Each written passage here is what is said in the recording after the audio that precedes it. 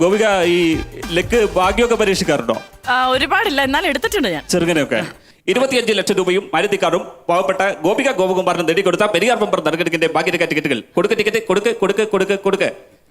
Hello, നിങ്ങളെ തന്നെയാണ് ഭാഗ്യം മാടി വിളിക്കുന്നത്. ഇങ്ങനെ കേട്ടിട്ട് ടിക്കറ്റ് എടുക്കാൻ വേണ്ടി പോയൊരു കക്ഷി നമ്മുടെ നാട്ടിലുണ്ടായിരുന്നു. പാവപ്പെട്ട ഒരു നാണു. അദ്ദേഹത്തിന് ടിക്കറ്റ് അടിച്ചു. ടിക്കറ്റ് അടിച്ചതോടുകൂടി അദ്ദേഹത്തിന് പല രീതിക്ക് വ്യാഖ്യാനം ചെയ്യുകയാണ്. ഇദ്ദേഹത്തിന്റെ പല രീതിയിൽ നാട്ടിൽ ഇദ്ദേഹത്തെ പറ്റി വ്യാഖ്യാനം ചെയ്തു. പിന്നീട് നാട് വിട്ട് പിന്നെ പൗരപ്രമുഖന്മാരും രാഷ്ട്രീയക്കാരൊക്കെ ഇദ്ദേഹത്തെ പല രീതിയിൽ അഭിസംബോധന ചെയ്യാണ്. അങ്ങനെ അഭിസംബോധന ചെയ്ത് സംസാരിച്ചുകൊണ്ട് സംസ്ഥാനത്തിന്റെ മുഖ്യമന്ത്രി ശ്രീ സർവാദരണീയ പിണറായി വിജയൻ സാർ വരെ അദ്ദേഹത്തെ പറ്റി സംസാരിച്ചു തുടങ്ങി. നമ്മുടെ രാജ്യത്തെ വളരെ പാവപ്പെട്ട ഒരു കർഷക തൊഴിലാളി കുടുംബത്തിലെ വ്യക്തിയാണ് നാണു. അങ്ങനെ ഇരിക്കുന്ന നാണു ഒരു ടിക്കറ്റ് എടുത്തു. നാണുവിന് നറുക്ക് വീണു. നാണുവിൻ്റെ കൂട്ടുകാര്, നാട്ടുകാര്, ബന്ധുക്കളെല്ലാം ചേർന്ന് നാണുവിൻ്റെ കാൽക്കൽ വീണു. എനിക്കൊന്നേ പറയാനുള്ളൂ, മണിക്കൂറുകള് മിനിറ്റുകളായും ഈ മിനിറ്റുകള് സെക്കൻഡുകളായും ഈ സെക്കൻഡുകളെല്ലാം തന്നെ നിമിഷങ്ങളായും മാറിക്കൊണ്ടിരിക്കുന്ന അവസരത്തിൽ അതൊക്കെ ഉപയോഗപ്പെടുത്തിയ നിങ്ങൾക്ക് നന്ന്.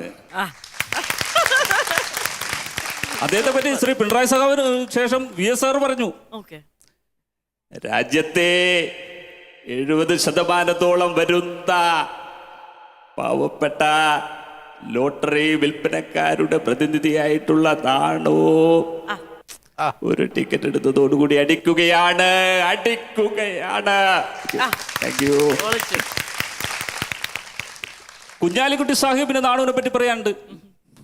നോ, ഇത് വലിയൊരു വിഷയമായിട്ടാണ് നമ്മളിവിടെ കാണുന്നത്. കോൺസ്റ്റിറ്റ്യൂഷണൽ ആയിട്ടുള്ള ഒരു ഇഷ്യൂ ഇതിനകത്ത് വന്നു പെട്ടിട്ടുണ്ട്. മനസ്സിലാക്കട്ടെ, ഞാൻ അന്വേഷിച്ചിടത്തോളം നാണു ഒരു മഹാ കച്ചറയാണ്.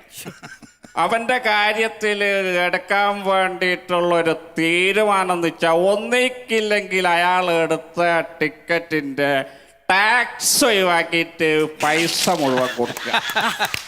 ഇനി അതല്ലാന്നുണ്ടെങ്കിൽ അദ്ദേഹം ടിക്കറ്റ് എടുക്കാൻ വേണ്ടി ഉപയോഗിക്കുന്ന പൈസ 20 or 50 അത്രയും വെച്ചാൽ അത് തിരിച്ചു കൊടുത്തേക്ക്.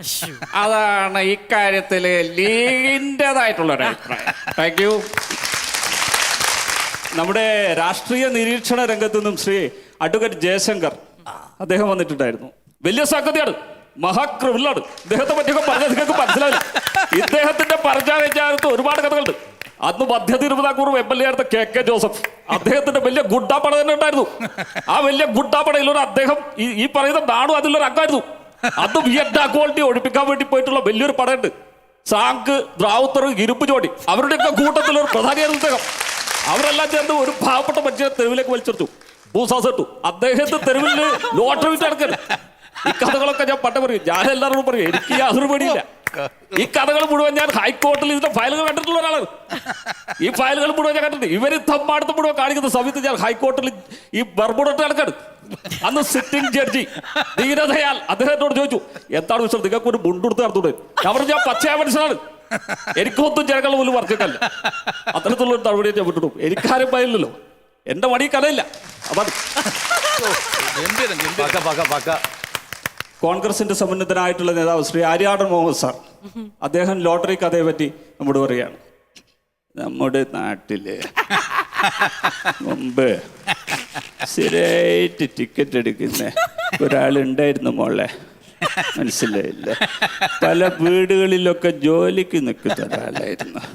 അങ്ങനെ ഒരു ദിവസം ഇയാള് എടുത്ത ടിക്കറ്റ് അവിടുത്തെ ജോലിക്ക് നിൽക്കുന്ന പെണ്ണിനെ കാണിച്ച് അവളോട് പറഞ്ഞ്, ഇതൊന്ന് നോക്കും മോളേഞ്ഞെന്ന്.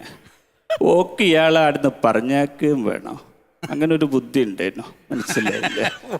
ഇയാൾക്ക് ടിക്കറ്റ് അടിച്ചെന്ന് പറഞ്ഞോടുകൂടി ഇയാൾ അവിടുത്തെ മുതലാളിച്ചിനൊക്കെ ചീത്ത പറഞ്ഞ് അവിടുന്ന് പോവാണ്. പിന്നീട് നിലമ്പൂർ വന്ന് കുറേ കാലം കുറേ ഹോട്ടലിലൊക്കെ ജോലി ചെയ്ത് പിന്നെ രണ്ടാമത് അവിടെ പോയി. അവിടെ ചെന്ന സമയത്ത് ടിക്കറ്റ് അടിക്കാത്ത ടിക്കറ്റ് അടിച്ചു എന്ന് പറഞ്ഞ സമയത്ത് കീറിക്കളഞ്ഞു. അങ്ങനെയാണ് പ്രാന്തായിട്ട് ഇപ്പം നിലമ്പൂർ ടൗണിൽ കൂടെ ഇത്ത ഇന്ന ഇട്ട ഇത്ത എന്നൊക്കെ പറഞ്ഞ് നടക്കുന്നത്. മനസ്സിലായില്ലേ? ഈ കഥ തന്നെ ഏതൊക്കെയോ ആൾക്കാർ കൂടി സിനിമയാക്കി എന്നൊക്കെ കേട്ട് നിങ്ങൾ കണ്ടിട്ടുണ്ടാവും. കിലുക്ക അടുത്തെന്താണ്?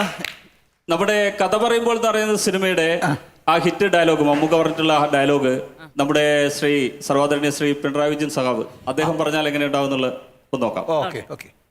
ഏതൊരു വ്യക്തിയുടെ ജീവിതത്തിലും വല്ലാത്ത സ്വാധീനപ്പെടുത്തിയിട്ടുള്ള ഏതെങ്കിലുമൊക്കെ ആളുകൾ ഉണ്ടാകുമല്ലോ.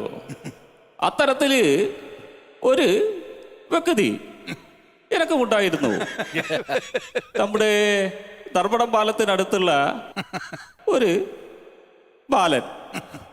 ഇന്നത്തെ മാതിരിയല്ല എന്നുള്ളത് പ്രത്യേകം ആലോചിക്കണം. നല്ല ദാരിദ്ര്യമുള്ള സഭയാണല്ലോ. അങ്ങനെ എനിക്ക് 16-ാം പാർട്ടി കോൺഗ്രസ്സിൽ പങ്കെടുക്കാൻ വേണ്ടി പോകാൻ വേണ്ടി കുറച്ച് പൈസ തരികയാണ്. ഞാൻ ബാലനോട് ചോദിച്ച് ഈ കടങ്ങളൊക്കെ ഞാൻ എങ്ങനെയാണ് ബാല വീട്ടുക എന്നുള്ളത്. ബാലൻ പറഞ്ഞത് നീ എങ്ങനെയെങ്കിലും ഒക്കെ മുഖ്യമന്ത്രിയാകും എന്നുള്ളത് എനിക്കറിയാം, അന്ന് തിരിച്ചു തന്നാ മതി. Thank you. അടിപൊളിയാണ്, സൂപ്പർ ആയിരുന്നു. Comedy Masters.